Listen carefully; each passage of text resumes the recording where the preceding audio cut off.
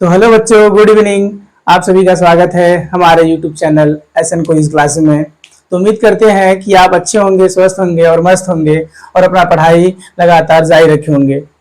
ठीक है, तो आज हमको क्या देखना है। आज हम क्लास 10th का लेक्चर नंबर फर्स्ट देखेंगे। चैप्टर नंबर फर्स्ट है रासायनिक अभिक्रिया एवं समीकरण। क्या देखना है? पहला पार्ट है रासायनिक अभिक्रिया एवं समीकरण। हम लोग एकदम जीरो से स्टार्ट करेंगे और हीरो तक बन जाएंगे। ठीक है, आप लगे रहिए और ध्यान से पढ़ते रहिए। तो पहले हम देखेंगे रसायन विज्ञान क्या होता है। क्या देखेंगे? रसायन विज्ञान क्या होता है। तो विज्ञान की वह शाखा जिसके अंतर्गत पदार्थों के गुणों, संगठन, संरचना तथा परिवर्तन का अध्ययन किया जाता है, उसे हम क्या कहेंगे? रसायन विज्ञान। क्या कहेंगे? रसायन विज्ञान। तो यहाँ पे बात किया है किसका किसका? संगठन, संरचना, परिवर्तन। संगठन मतलब कोई भी तत्व है, कोई भी पदार्थ है, वो किन किन तत्वों से मिलकर बना है या उसकी संरचना कैसी है, ठोस है या गैस है। ठीक है, तो इन तथा उनके परिवर्तन, वो द्रव अवस्था से गैस अवस्था या गैस अवस्था से द्रव अवस्था या ठोस अवस्था में परिवर्तित हो रहे हैं। तो इनके बारे में अध्ययन कौन से विज्ञान की सहायता से देखा जाएगा? रसायन विज्ञान की सहायता से हम लोग जानेंगे। ठीक है, तो इसी को क्या कहा जाएगा? रसायन विज्ञान। ठीक, अब बात आती है यहाँ पे उसकी उत्पत्ति कब हुई है। तो रसायन शब्द की उत्पत्ति मिस्र के प्राचीन नाम कीमिया से हुआ है। कहां से हुआ है? कीमिया से।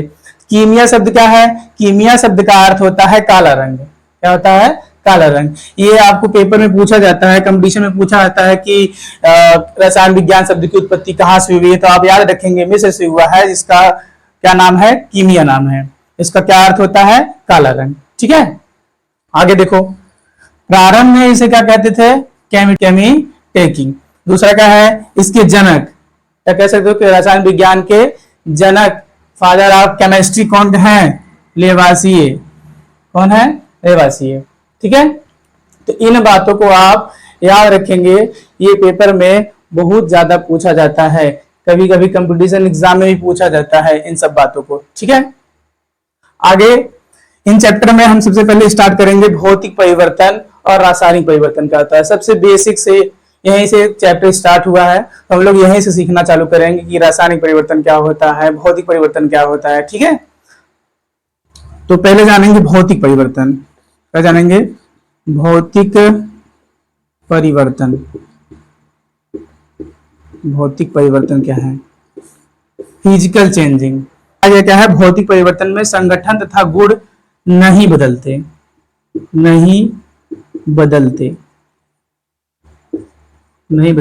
हैं। ठीक, संगठन तथा गुण नहीं बदलते हैं। इसका मतलब क्या है कि जैसे पानी है, ठीक है, पानी से तो क्या होता है? H2O। तो क्या होता है? H2O। अब पानी क्या बन गया आपका? बर्फ बन गया है। क्या बन गया? बर्फ। तो पानी पहले द्रव अवस्था में था, किसमें अवस्था में है? लिक्विड में है। फिर किसमें हो गया? सॉलिड में। ठीक, आराम से समझिए, ध्यान से समझो। संगठन से मतलब क्या है? ये किस चीज से बना है? जो पानी है वो किससे बना है? H2O से मिलकर बना है। 2 हाइड्रोजन और 1 ऑक्सीजन से मिलकर बना है। तो बर्फ भी तो H2O से ही मिलकर बना होगा, है कि नहीं? अगर पानी है तो पानी तो बर्फ ही बना होता है या बर्फ ही पानी का बना होता है। इस प्रकार से हम लोग समझ लेते हैं कि इसका जैसे जो पानी का टेस्ट रहेगा वही बर्फ का भी टेस्ट रहेगा। ठीक है, तो इनका न तो गुण बदलने वाला है और न ही संगठन बदलने वाला है। न तो ये सॉरी, इसका सूत्र न H2O है, इसका भी सूत्र क्या ही है? H2O है। तो ऐसे परिवर्तन को क्या बोलेंगे? भौतिक परिवर्तन। ऐसे परिवर्तन का बोला जाएगा भौतिक परिवर्तन। तो हम परिभाषा क्या बोलेंगे कि वह परिवर्तन इसमें उसके भौतिक आकार, अवस्था, ठीक है, परिवर्तित हो सकता है, परंतु संगठन तथा गुण नहीं परिवर्तित होते, उसे भौतिक परिवर्तन कहेंगे। क्या कहेंगे? भौतिक परिवर्तन। ठीक है, जैसे क्या बताएं, जैसे हम आप जानते रहेंगे पानी से बर्फ का बनना, पानी से बर्फ का बनना, और बाकी जो एग्जाम्पल है आप खुद ही कमेंट में बताइएगा। ठीक है, तो दूसरा वाला क्या है? रासायनिक परिवर्तन। रासायनिक परिवर्तन क्या होगा कि ऐसा परिवर्तन जिनके रासायनिक संगठन एवं गुणधर्म बदल जाते हैं या परिवर्तित हो जाते हैं, उसे क्या बोला जाएगा? रासायनिक परिवर्तन। रासायनिक परिवर्तन का एग्जाम्पल क्या है? जैसे दूध से दही का बनना, दूध से दही, दूध से दही का बनना। इसको समझते हैं पहले ध्यान से। दूध से दही का बनना क्या है? तो पहले दूध लिक्विड फॉर्म में है और दही इस दूध की अपेक्षा कहा जाएगा ठोस फॉर्म में हो जाएगा, ठीक है। और दूसरी बात, दूध पहले मीठा आता होगा आपके लिए या हमारे भी लिए मीठा ही आता है, दही कैसा हो जाएगा? खट्टा हो जाएगा। इसका टेस्ट बदल गया, इसका स्वाद बदल गया, ठीक है। तो जो उसका संगठन है, पहले लिक्विड अवस्था में है, फिर कैसे ठोस अवस्था में होगा, संगठन भी बदल गया है और क्या हुआ? इसका गुण भी बदल गया। पहले ये लिक्विड अवस्था में था, इसका मीठा मीठा आता था ये पीने पे, अब इसको खाएंगे तो कैसा लगेगा? खट्टा आएगा, ठीक है। तो इनका क्या कहा जाएगा कि गुण भी बदल जाते हैं। तो दूध से दही का बनना रासायनिक परिवर्तन में आ जाएगा। या दूध का फटना भी आएगा।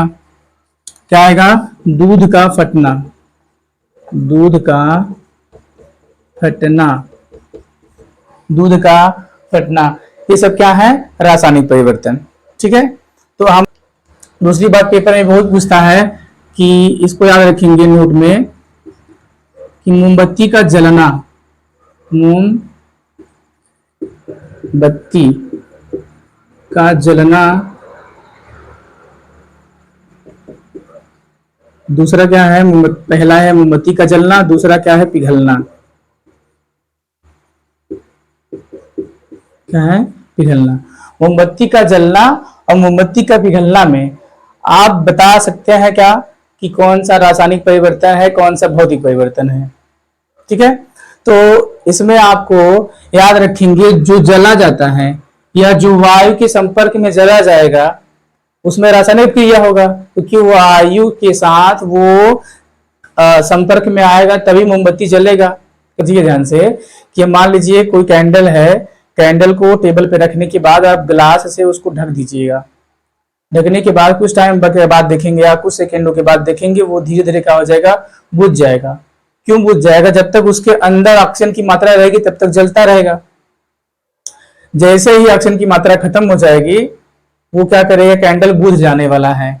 इसका मतलब क्या हुआ कि जो कैंडल है, जो जल रहा है, वो ऑक्सीजन के संपर्क में ही जल रहा है। तो ऑक्सीजन के संपर्क में क्या करेगा? मोमबत्ती जलेगी तो ऑक्सीजन के साथ क्रिया कहा जाएगा। तो एक ऐसा परिवर्तन हो गया रासायनिक परिवर्तन। ऐसा परिवर्तन हो गया रासायनिक परिवर्तन, ठीक है। ऐसा परिवर्तन है रासायनिक परिवर्तन। और पिघलना क्या होगा? पिघलना भौतिक परिवर्तन आएगा, भौतिक परिवर्तन, परिवर्तन, ठीक है।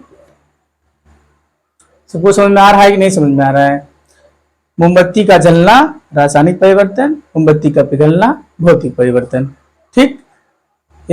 तो हम क्या जानेंगे? रासायनिक अभिक्रिया क्या होता है? क्या होता है? रासायनिक अभिक्रिया। ये आपका वेरी वेरी इंपॉर्टेंट है, बहुत इंपॉर्टेंट है आपके बोर्ड एग्जाम के लिए। आपको हमेशा रखना होगा रासायनिक अभिक्रिया क्या है। आपको 2 नंबर या 3 नंबर पर हमेशा पूछा जाता है। तो ध्यान से देखिए कि वह अभिक्रिया जिसमें एक या एक से अधिक पदार्थ परस्पर क्रिया करके नए पदार्थ का निर्माण करते हैं, रासायनिक अभिक्रिया कहलाता है। क्या कहलाता है? रासायनिक अभिक्रिया कहलाता है। जब कोई एक या एक से अधिक पदार्थ आपस में क्रिया करेंगे, मतलब एक में बन जाएंगे, मिल जाएंगे, तो क्रिया करने के बाद जब नए पदार्थ का निर्माण होगा तो उसे ही क्या बोलेंगे? रासायनिक अभिक्रिया। क्या कहा जाएगा? रासायनिक। कंडीशन क्या दिया है? बने पदार्थ के भौतिक व रासायनिक गुण हमेशा क्या रहेंगे? भिन्न रहेंगे। जैसे हम आपको एग्जांपल देते हैं कि पहले एग्जांपल देने से पहले हम लोग गांव की भाषा में समझ लेते हैं कि क्या होगा। जैसे मान लो कि यदि हम दाल ले लिए हैं, क्या लिए हैं? दाल प्लस चावल। क्या लिए हैं? दाल लिए हैं और क्या लिए हैं? चावल लिए हैं। इसका रासायनिक क्रिया कराया जाएगा कहाँ? भगोने में। कहाँ किया जाएगा? भगोने में, मतलब कि इसको गर्म किया जाएगा, ठीक है। और इसमें मसाला वसाला भी डाल लेना, समझ लीजिएगा आगे। तो पहले क्या लिए है? दाल दूसरा क्या लिया है, चावल। तो बनेगा क्या इसमें, खिचड़ी। क्या बनेगा, खिचड़ी बना दी है हम लोग। पूरा पढ़ाई खिचड़ी कर दी है। पूरा पढ़ाई खिचड़ी नहीं हुआ है, ध्यान समझिए, समझ में आएगा अभी। पहले क्या बताया गया है, दाल लिए हैं, चावल लिए हैं, क्या बना, इसको गर्म किए हैं। गर्म करने का मतलब ये है कि इसके साथ ही क्रिया करवा रहे हैं। अब क्रिया कराने पर क्या बन गया, खिचड़ी बन गया। अब यहाँ पे देखो दाल कैसा होगा, कठोर होगा। कठोर होगा इसका मतलब ठोस अवस्था में है। किस अवस्था में है, ठोस में। चावल भी कैसा है, ठोस में है। अब जो खिचड़ी बना है ये नरम नरम रहेगा, ठोस में तो रहेगा पर इसकी अपेक्षा क्या हो जाएगा, मुलायम हो जाएगा। ठीक है, या इसको गीला भी कर सकते हो, गीला खिचड़ी बना देंगे। बात को समझिए। तो यहाँ पे क्या हुआ कि इसमें देखो दो या दो से अधिक पदार्थ मिले ही नहीं, पहले दाल मिला है फिर चावल मिला है, या एक से अधिक पदार्थ है, एक पहले क्या है, दाल है, दूसरा क्या है, चावल। अब इनको हम आपस में क्रिया कराए हैं तो क्या हमारा बना है, खिचड़ी बना है।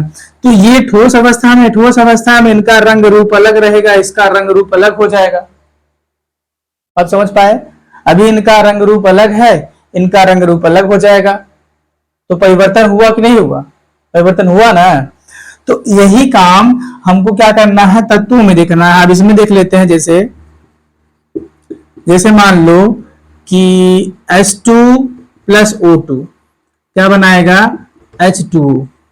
अब ये कैसा है, H2 गैस है, ऑक्सीजन भी गैस है, परंतु जो जल बना है वो लिक्विड फॉर्म में रहेगा। कैसा रहेगा, लिक्विड फॉर्म में रहेगा।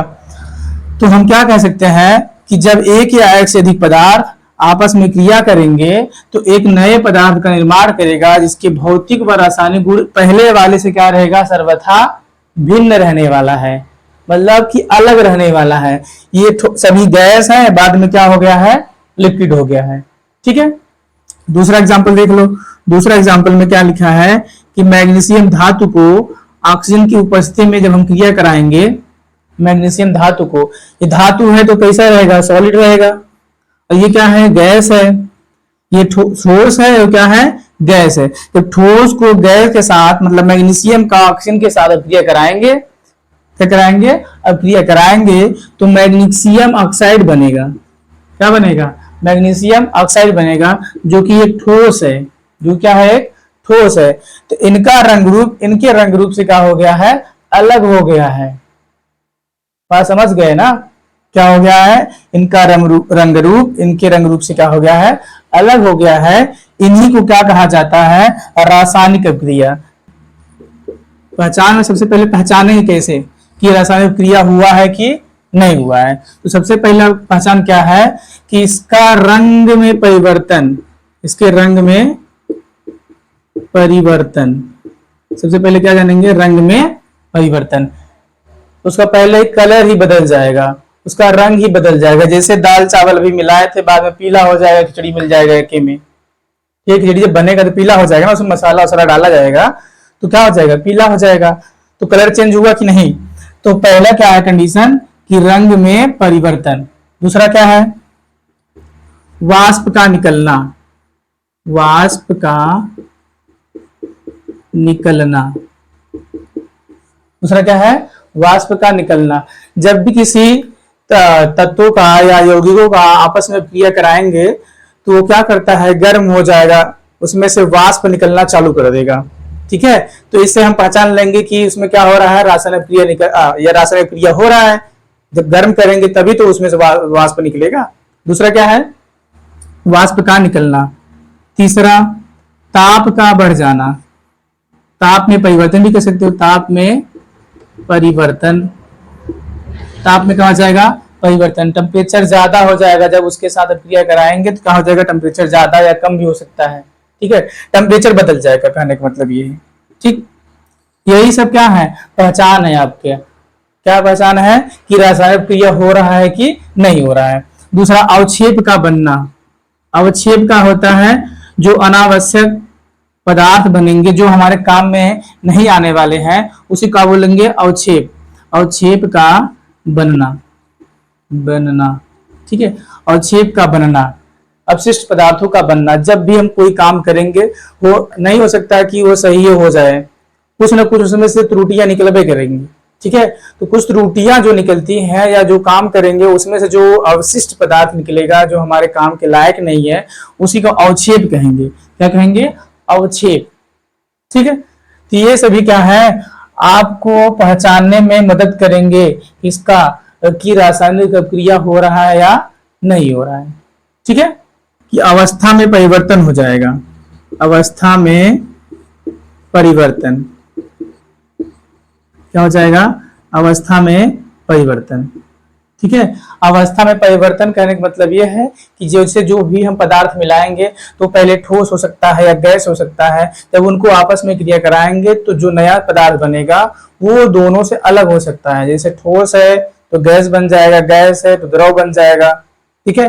तो ऐसे क्या हो जाएगा? अवस्था उसका परिवर्तित हो सकता है। तो ये सभी क्या बताते हैं कि रासायनिक क्रिया हो रहा है या नहीं हो रहा है। बिना इनके निकले या इनमें परिवर्तन किए आप रासायनिक क्रिया को नहीं दर्शा सकते। ठीक। तुम्हारा अगला टॉपिक क्या होगा? रासायनिक समीकरण। क्या होगा? रासायनिक समीकरण। रासायनिक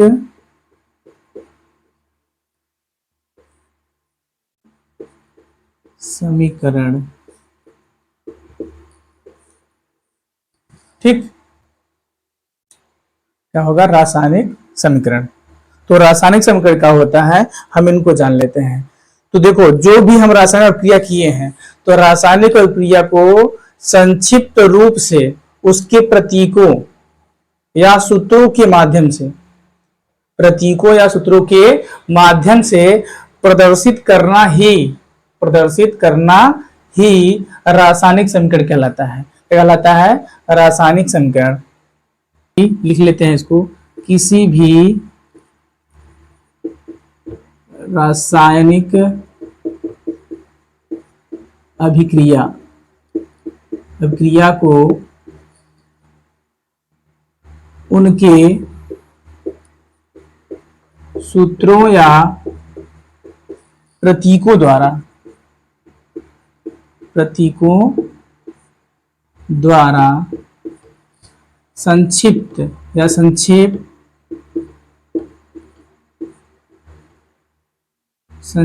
में, गड़बड़ हो जा रहा है, संक्षेप में लिखना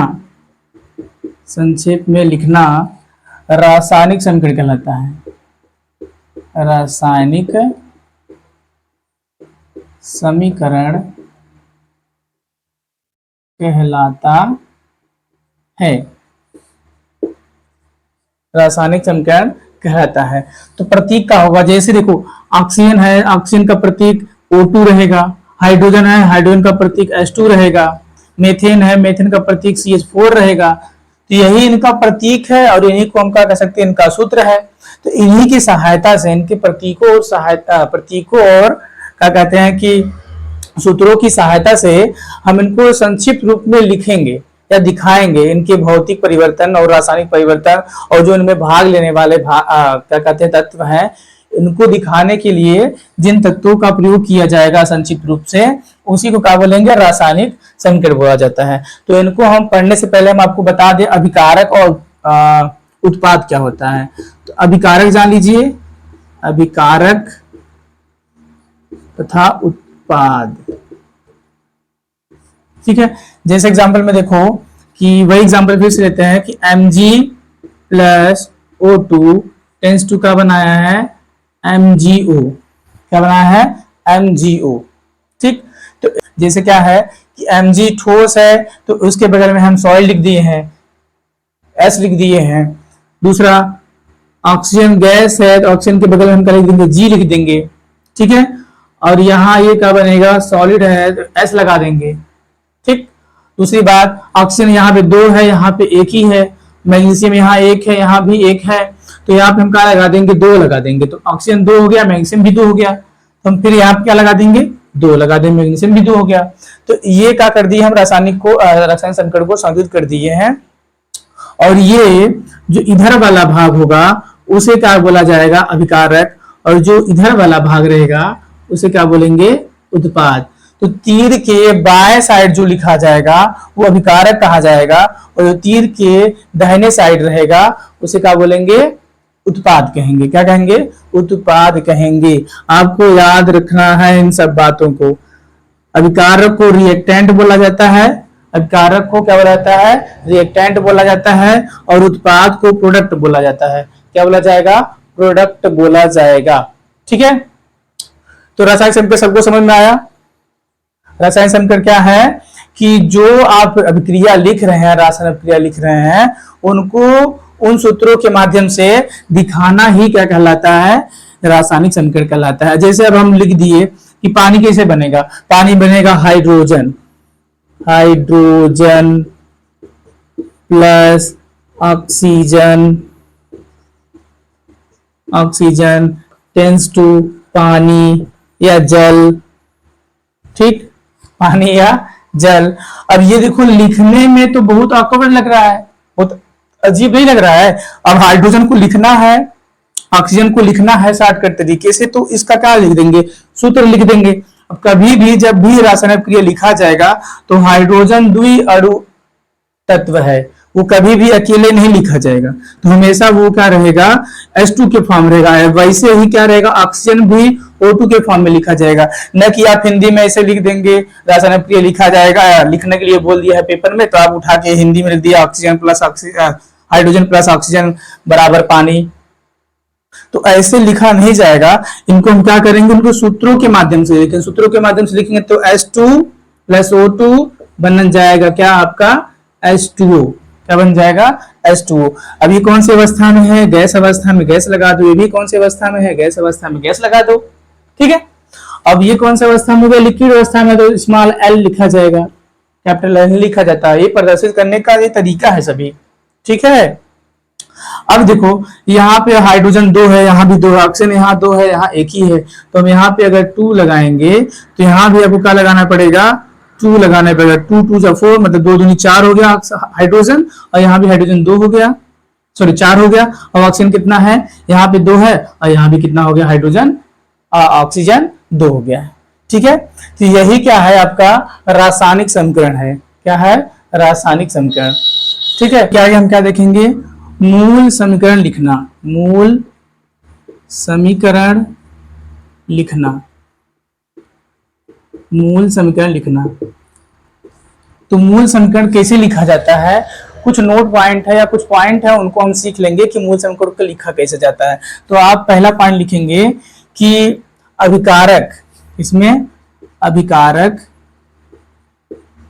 तथा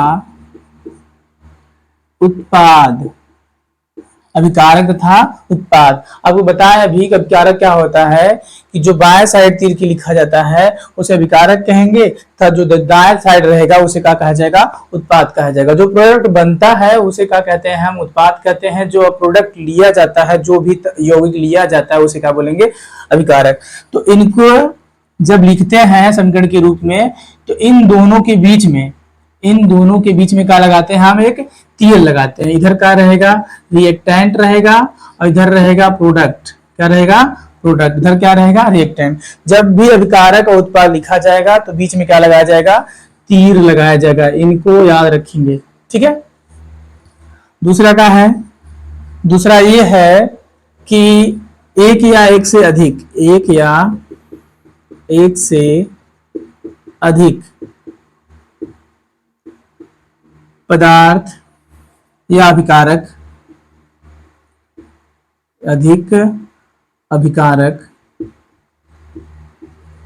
अभिकारक लेने पर, एक या एक से अधिक अभिकारक लेने पर उनके मध्य प्लस चिन्ह लगाते हैं। क्या लगाते हैं? प्लस चिन्ह लगाते हैं। ठीक है, जैसे कि जब हम दो चीज, एक या एक से अधिक चीज लेंगे अभिकारक के रूप में, तो उनके मध्य में क्या लगा देंगे? प्लस चिन्ह लगाएंगे। जैसे देखो अभी बताए कि H2 प्लस O2, तो एक हो गया, ये दूसरा हो गया। तो दो जब पदार्थ लिया जाएगा, दो तत्व लिया जाएगा, तो क्या उनके बीच में क्या लगेगा? प्लस रहेगा। क्या रहेगा? प्लस रहेगा। ऐसे उत्पाद में भी होगा, जब उत्पाद एक या एक से अधिक बनेगा, नए पदार्थ बनेंगे, जब एक या एक से अधिक बनेंगे तो उनके मध्य में भी हम क्या लगाएंगे, प्लस चिन्ह लगाकर ही जोड़ेंगे। ठीक है, ये आपको याद रखना है। ठीक, इनको नोट करते रहिए, आप सब ध्यान से देखते रहिए और समझते रहिए और नोट करते रहिए।